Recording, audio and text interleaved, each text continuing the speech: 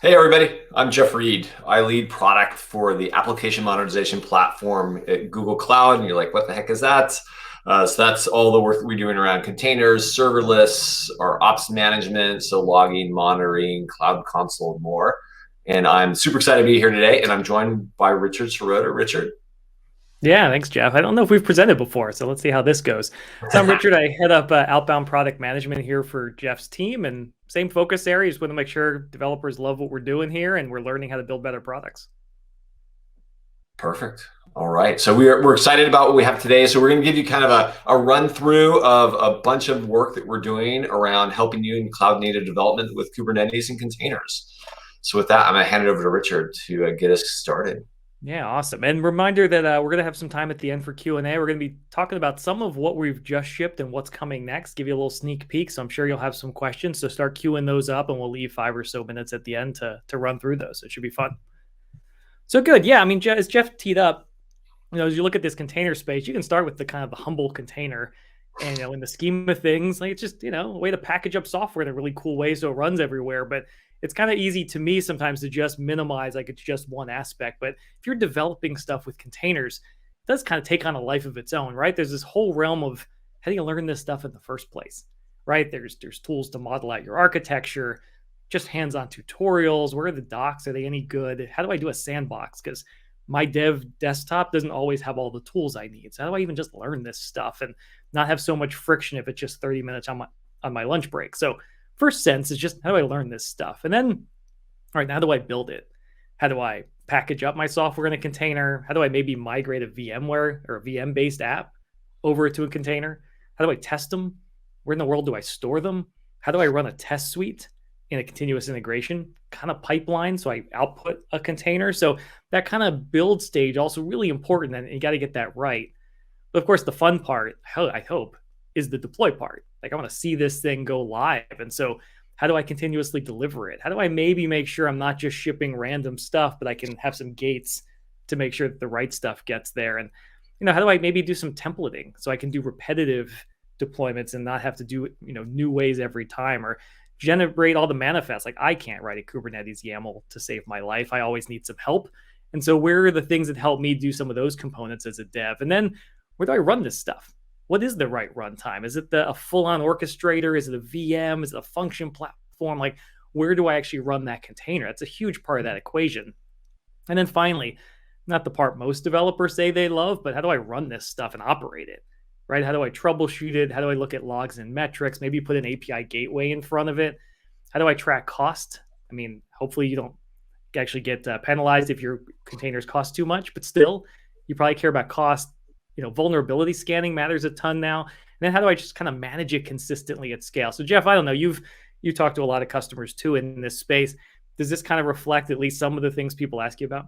Yeah, absolutely. And I mean, I think we talked to all sorts of different, customers and really lots of them are in different parts of their journey around containers and Kubernetes. So I think, part of what we're hoping to do is kind of, regardless of where you are, is this something that you've been building VMs in Java for years and are starting to kind of go down this container path, or you're cloud native and have been doing containers and Kubernetes for a long time, and it's really about how can I squeeze the most out of this and get the most efficiency. We're really trying to hopefully give you a set of tools and capabilities that kind of, regardless of where you are along that journey, you can be really successful on Google.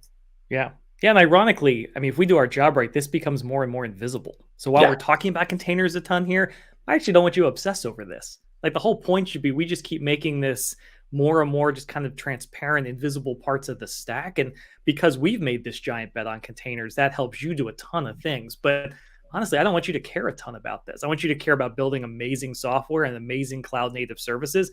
But understanding these fundamentals is huge. So we thought we'd have some fun kind of going through how all these work. But again, if you take a look at this whole ecosystem, we've been in this for a while at Google. Like we've originated some of this technology, worked with the ecosystem and community, folks like yourselves. But like the container ecosystem is a lot of just manifestation of how Google's worked, whether it's projects like Istio and Knative coming out, obviously Borg and Kubernetes. And so it's been exciting to see this component. And look, even inside Google, people aren't obsessed with containers. We're still just trying to build great software. So as these tools keep getting better and better, you can expect Google's going to keep open sourcing and sharing more and more stuff out here. Again, Jeff, you oversee a lot of open source work we do around here. I mean, this investment remains pretty important.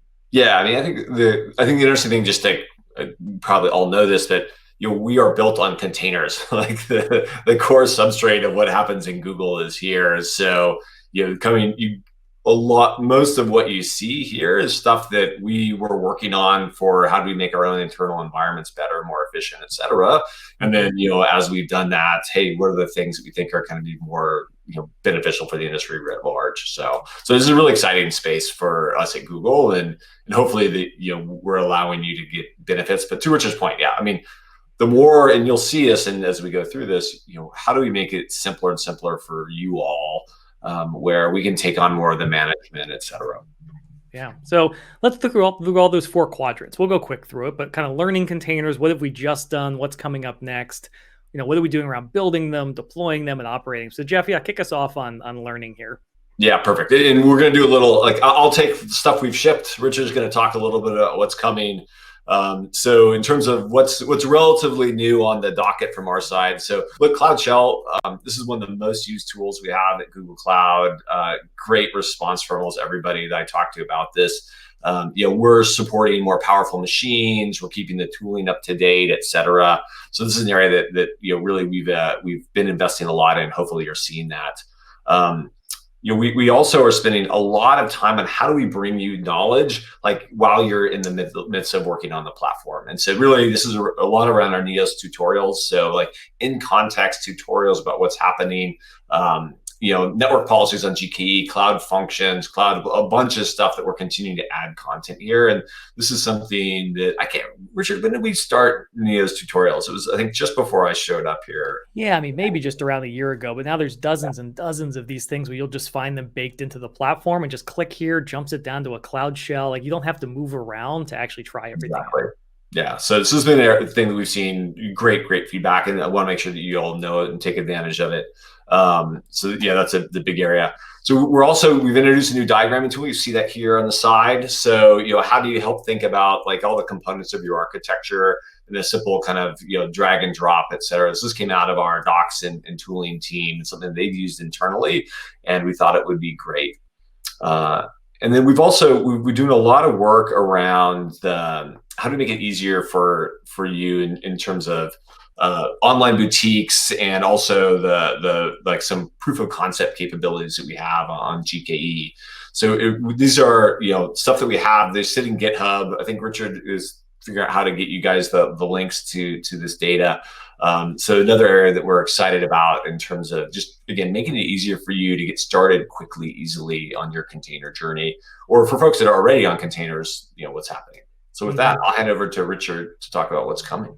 Yeah, I mean, the online boutiques are great. You can find it in GitHub, and we'll share the link. But if you're just trying to learn how containers work, or even just how you deploy a containerized app, it's amazing, great reference architecture. It's a mix of .NET, Java, Go code. It's a great combo kind of real life app. So check that out. Yeah, in terms of what's next, we're going to keep baking more samples into Cloud Code itself. This is the plugin to things like the IntelliJ suite, JetBrains suite, as well as Visual Studio Code. So kind of bake more and more integrated samples into that. So when you're on your desktop and you're just starting to learn this stuff, we can pull that to you, as well as more and more of those interactive tutorials in Cloud Shell. I was using it again this morning. Cloud Shell is awesome. Again, if you just want to learn this stuff, and you don't even have to be a cloud customer, right? Anybody can go to the URL and pull up a Cloud Shell instance and have a free cloud IDE environment, which is terrific. We are going to be previewing a capability soon called Cloud Workstations, which gives you a more kind of rich, even corporate, if they'd like to, kind of image-based and stuff like that, fully transportable dev environment in the cloud. That's going to be pretty powerful stuff to really help developers get going. I'm excited about Cloud Workstations. This is one of the ones where we're getting a lot of really positive feedback from early customers. How to make it just that development environment so easy, but with the security that you want within enterprises. Yeah, security is the secret killer feature, I think, of the product. Is just that you have these almost transient environments. I mean, Jeff, I think inside Google, I don't know if any dev really works locally. Almost everyone works in a cloud workstation. Yeah, I'm sure there's a few people. There's a few rebels clung onto their workstation underneath their desk, but yeah. That's right. And then, of course, next, I mean, we've got a lot of things coming up. Cloud Next itself coming up. Stay tuned for more details on that. But a lot of, hopefully we're going to get back in person and some in-person sort of workshops as well, just so we can learn together. So excited about what's next there. But Jeff, talk to us about building containers now. So we've learned some stuff. Let's hit that next quadrant. Yeah, perfect. So in terms of what's new around the building containers, the first one I want to talk about is a fit assessment tool. So this is something that we came up with last year. The idea is it goes out, kind of scans your environment, has you understand like what are the applications that you might want to migrate to containers. What would that process look like? But also even if you want to go from VMs on-prem to VMs in the cloud, it helps with that as well. And the cool thing about fit assessment is it's offered both in an online capability, but for those that maybe you have to go through a bunch of security hoops to be able to do this as a connected service, it also you can run it offline. And so we've seen really excellent feedback and pick up on this. I was just talking to the engineering leader. He's out from Israel. I met with him yesterday. So very excited about what we're doing in this space. Look, Migrate for Anthos, same team kind of working on that. Again, how do we help you take containers, move them onto, take VMs, help you migrate them into a container environment. So now supports GKE and Cloud Run. And I think we'll hit on Cloud Run more, but again, Richard talked about making things easy. Us let Google worry about the infrastructure. You just worry about writing applications. Cloud Run's excellent from that perspective. Cloud Code is a bunch of work here. So in general, kind of across the full, like the dev pipeline, you're seeing us spend a lot of time and effort in terms of improving this, adding security, adding new capabilities. So, what we're doing in Cloud Code around artifact registry integrations, deeper scaffold integrations, and things like that. We've also introduced, or continue to drive cloud build packs. And one of the cool things we've done is, yes, David, appreciate the question. So yeah, MFit is kind of, I don't know if it's the official name, but that's what we got. I think that's the name of the CLI tool. So we like to refer to it as MFit. That's so David, thanks for the question. And that's exactly what I'm talking about with fit assessment. Cloud build packaging notes.net. So it's interesting. We've seen a lot more interest around Windows containers. So the amount of Windows containers that we see running on GKE has spiked dramatically in the last 8 to 12 months. So you continue to see us try to improve our work there. And then on the cloud build side, introduce new integrations with Bitbucket server and data center. And then lastly, artifact registry. I think this is, again, coming back to the security. How do we make sure that you understand what are in those packages and what's happening? You're going to see us spend a lot more time in like secure software supply chain efforts. Artifact registry is a key component of that. Now we're doing on-demand scanning of Go packages. So really exciting stuff on this whole area. Yeah, no, it is. Yeah, the build stuff, again, in some cases, the best kind of build tool is when you don't have to care about it. So that's why I like build packs, because I don't want to write Docker files. I don't do it well. Or like the Migrate for Anthos stuff, like it works for Windows or Linux VMs or a stateful or a stateless app. So I don't even want to build the container. How about I take that app where I don't even have the source code anymore, or it's some weird, cool commercial software where the vendor went out of business, but I want to containerize it. Like I can run that through that process and get a much more efficient artifact. So some cool ways to build them by hand or build them through automation. Yeah, in terms of what's next, I'm excited about some stuff coming down the pipe. So we're going to be working on some of that migrate for workloads that also run on bare metal, which will be great. So as you think about how do I take those migrated VM workloads and put them in a high density bare metal cluster, that's a powerful use case. Likewise, I liked it, as Jeff mentioned with the secure software work, you're seeing us try to shift left again, further some of the tooling. So if I can be in Cloud Code and I'm getting early warnings going, hey, this is a vulnerable package. Hey, this is maybe an insecure practice.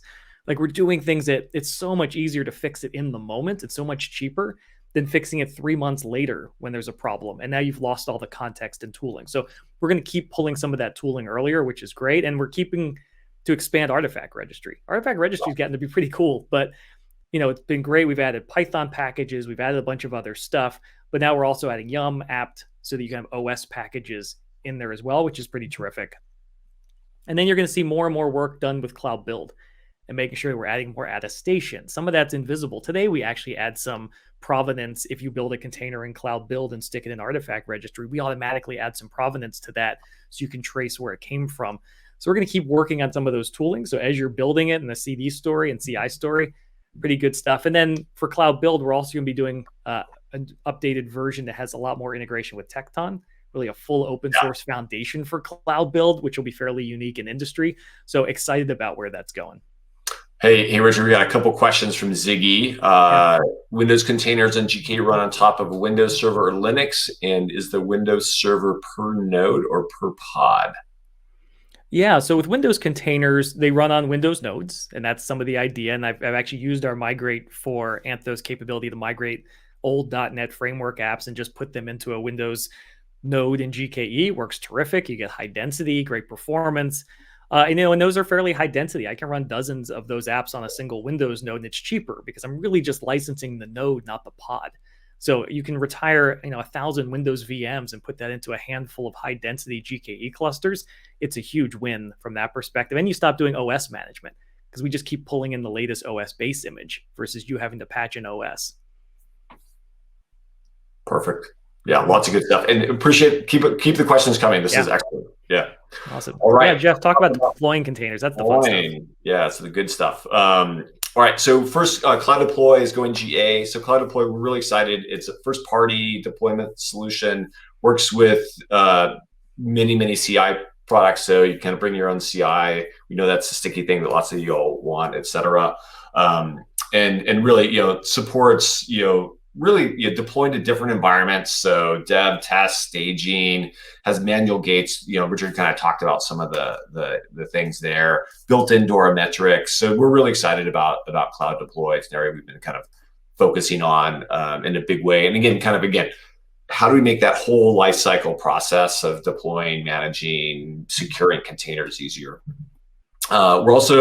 We've been doing a lot of work around GKE and gateway traffic management, spot VMs, and so just in general, there's a lot of work on the GKE side around how do we do a great job of supporting all the great stuff coming out of the compute side of Google Cloud. And so we're doing simultaneous ship. So as soon as a new VM family type comes out on the GCE side, GKE supports that. Spot VMs is like an awesome thing to use with GKE, like in general container environments, because of all the great properties of containers. They work really well with spot VMs, allow you to drive really high efficiency within your environment. Now, one of my favorite things is something we call image streaming. The internal name is Riptide, which sounds cooler, frankly. They won't let us use cool marketing names anymore. But this is about like how do we get images kind of up and running on our container platforms more rapidly? And I can't even there's much smarter people than me that did this, but we were able to cut the time that large image takes from sometimes like minutes to get up and running to seconds, like 20 seconds or less. So we've seen some great in cases in large like Databricks environments and gaming environments with large containers where this has made a huge difference in terms of the speed. Allows you to have less you don't have to have as much spare capacity on the side. So lots of good stuff from that perspective. Multi-cloud on Anthos is another area we've been focusing on. So not only did we go GA and Azure in the end of last year, but we've also frankly improved the overall experience for both on the AWS side as well. So much more native deployment on multi-cloud environments using Anthos and GKE. And then Cloud Run, this product is actually our fastest growing product in this whole area. So we're seeing just great growth on the Cloud Run side. And so continue to add a bunch more capabilities, CPU allocation control, secret manager, making Cloud Run easier, larger instances as well. So a bunch of work there. And then lastly, on top of Cloud Run, we built our Cloud Functions V2. So really we're seeing, you've seen those pieces, and we're seeing a big uptick on the Cloud Functions at the same time. So it's a really kind of exciting way. It kind of gets to what Richard's point was earlier, and like, how can you utilize containers but don't have to do a lot of the operational? We take a lot of the operational run. Yeah, absolutely. And one of the benefits of even where we have with Functions Gen 2, and I had shared this online a couple of weeks ago, but I mean, I can build an app right now today, deploy it to Cloud Functions. Behind the scenes, it gets containerized, and I can take that exact same workload unchanged, run it in Cloud Run, GKE, GCE, and nobody's really got that kind of container portability story lined up like we do. So as a developer, start with Cloud Run. If it's not suitable and a few months later you want to switch to GKE, you don't even have to rebuild anything. It's literally going to work the exact same, let alone on a VM or an Anthos environment off-prem. So pretty powerful story here as a developer. Like, don't get twisted up in a knot trying to pick the exact perfect runtime to get started. Just pick the easiest one, and you know you have fluidity. That's a huge freedom. So what's coming? Yeah, so what's coming? So we're going to keep blowing out what Cloud Deploy can do. We actually just added support for Anthos environments. I have a fun demo I show where I can do a Cloud Deploy pipeline that starts on my desktop, deploys to another cloud, and ends up in GKE.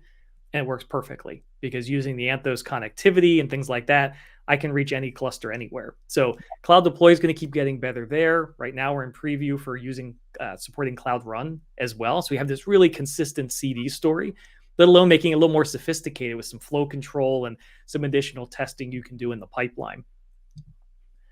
And then GKE, we're going to be making some big updates, making batching job queuing even better. So as you're thinking about what are the right workloads here, GKE is arguably like the modern compute platform. When you think of like just modern, like what is the foundation? Virtual machines are awesome. But as we think about where it's going, you're probably seeing GKE become that new foundational fabric, which is terrific. Cloud Run is amazing for certain types of apps.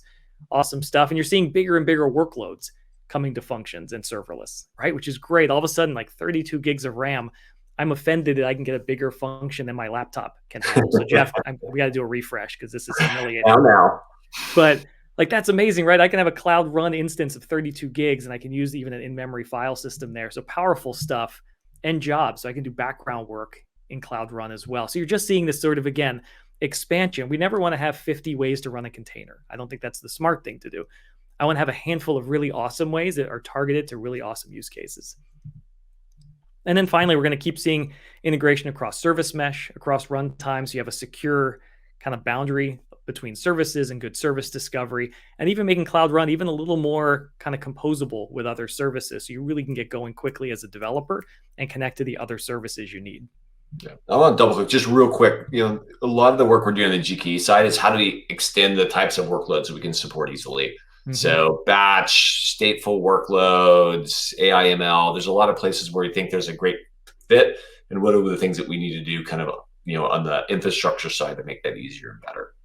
So let's go to the last of the quadrants around operating containers and talk about what's new. Mm-hmm. So first of all, Richard just talked a little bit about service mesh.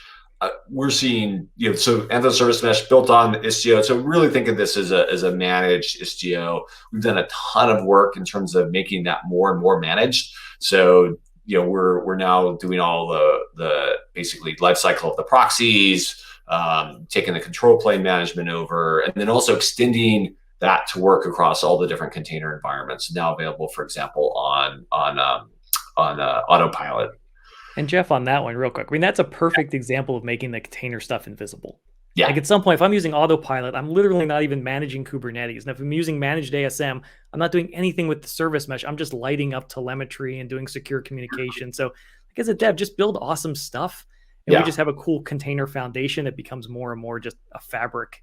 We talk about an ambient mesh. Like that's what we're trying to deliver to everybody here. And as part of that too, we weren't always consistent in terms of like the dashboards and what we could do across the ASM. So there's been a ton of work from that team that kind of regardless of the environment, if you're running on GKE on GCP, if you're running on Anthos on-prem, if you're running Anthos on AWS, how do we make that consistent across the board? And then another cool thing we just came out recently was our managed service for Prometheus. So again, for folks that you are using Prometheus, but you want us to take the burden of operating that service on your behalf, it's a great opportunity. Please check it out. I'd love to get feedback from folks in terms of how it's landing. So something we just recently went GA with. And then Richard talked about cost, and hopefully most devs aren't having to worry about that all the time. We know that like as your application scale, it becomes more and more important. So doing a lot more work, particularly in the GKE, around how do we help you understand utilizations of clusters and workloads and help to optimize that as we go forward. And then, lastly, kind of again, binary authorization, like what should I be able to run in Mhm. my runtime? So we've extended that to support Cloud Run as well. Yeah. Yeah, I mean, to me, cost, security, and sustainability are three things that just make it easy to do the right thing. Because I might not always make that extra push all the time as a Yeah. dev. I don't want to think about, but like, can I do those things, but just make it easy to do it? Like cost optimization, GKE is great. I can now click and just see, hey, this container is not using any of the resources it needs. I should be downsizing my cluster, or Yep. it's way oversubscribed. Like, it's just super easy. Same with sustainability. Heck, I can pick a Cloud Run region that has a great carbon kind of output. And like, these are just easy choices now. I love that. So yeah, a couple of things that are next I wanted to highlight. So part of the powerful functionality that Anthos people use on Google Cloud or in other clouds or on-prem is this sort of ability to synchronize configurations across clusters. If you have a fleet of 5 clusters, 10 clusters, 10,000 clusters, how do you maintain some consistency in policy? How do you make sure they all have the same, security pod running, all those sort of things? So now we're bringing that to GKE, to Autopilot, a bunch of other fleet management. So more and more helping you be able to think in fleets, not just big mega clusters, but clusters wide and still being able to keep that in sync. Likewise, I'm really excited about this stuff is how do Yeah. you really treat the cloud console as your true, like, this is my dashboard, even as a developer for spinning up a cluster on premises, which we have in preview right now. Hey, give me a vSphere based user cluster from the cloud console.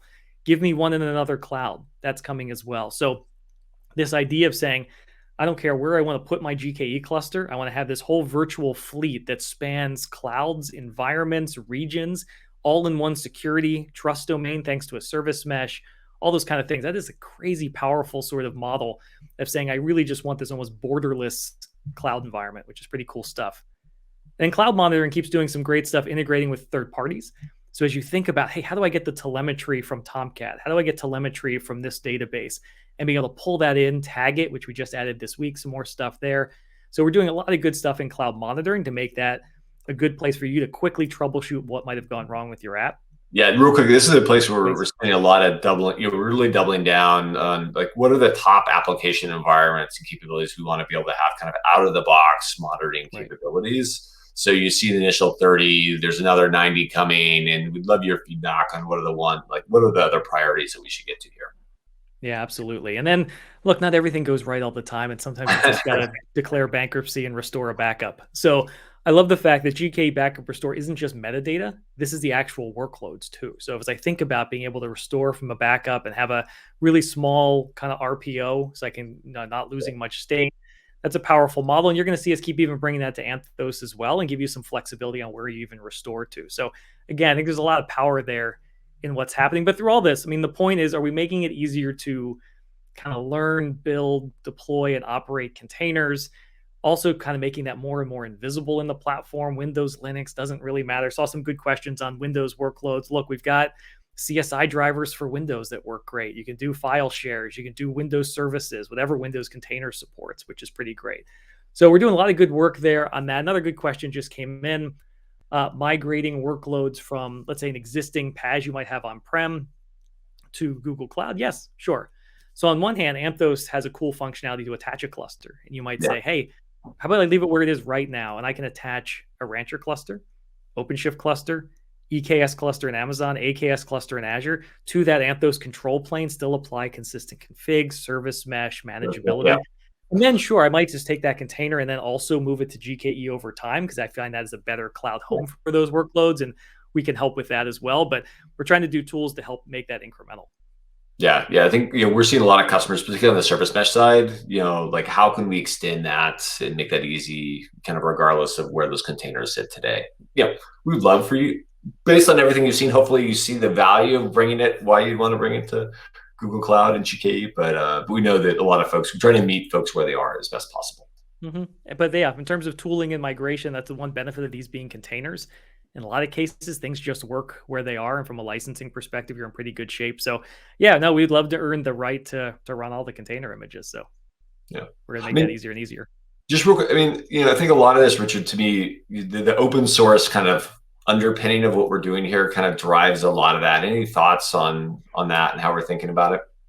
Yeah, I mean, I think we do a pretty good job, even as we talk about making our CD tools more open-based, let alone, open interfaces on databases and others. Because look, I know the container itself isn't the only thing that moves. The database moves. The identity system has to move. And so the fact that we support OpenID all over the place is great. The fact that we've got a lot of open source database interfaces in our cloud is terrific. So as you move the container, and I know it's often tangled with other stuff, I'm trying to have a lot of open APIs and open tooling so that you can move the system, not just the container. Because I know it's not as easy as just pointing containers to different orchestrators. Perfect. We're getting the hook. Yeah. We'll definitely send the links, but really appreciate the time, everybody, and look forward to seeing you and talking to you more. Thanks much.